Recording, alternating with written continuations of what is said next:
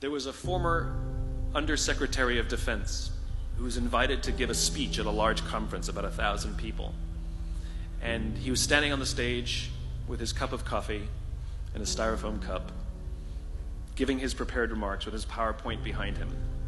And he took a sip of his coffee and he smiled and he looked down at the coffee. And then he went off script.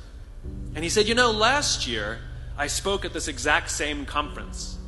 Last year I was still the Undersecretary. And when I spoke here last year, they flew me here business class. And when I arrived at the airport, there was somebody waiting for me to take me to my hotel. And they took me to my hotel and they had already checked me in and they just took me up to my room.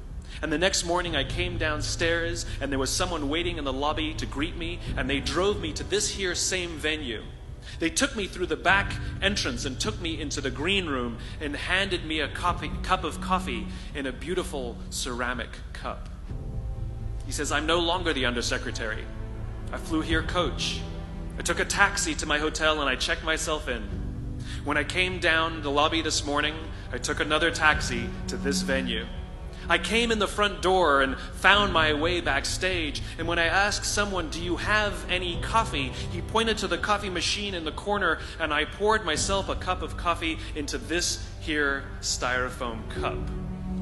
He says the lesson is, the ceramic cup was never meant for me.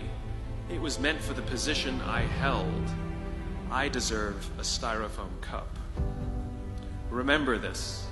As you gain fame, as you gain fortune, as you gain position and seniority, people will treat you better. They will hold doors open for you.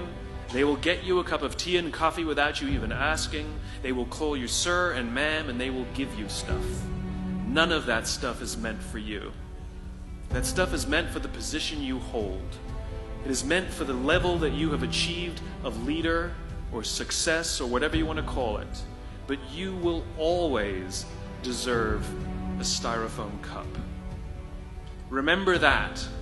Remember that lesson of humility and gratitude. You can accept all the free stuff. You can accept all the perks. Absolutely, you can enjoy them. But just be grateful for them and know that they're not for you. I remember getting off the Acela.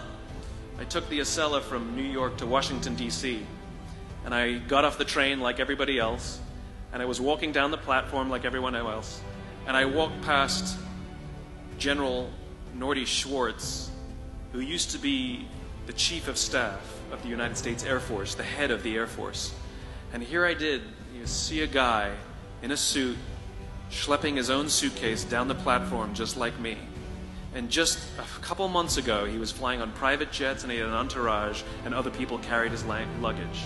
But he no longer held the position. And so now he got to drag his own suitcase. And never did it sort of remind me more that none of us deserve the perks that we get. We all deserve a styrofoam cup.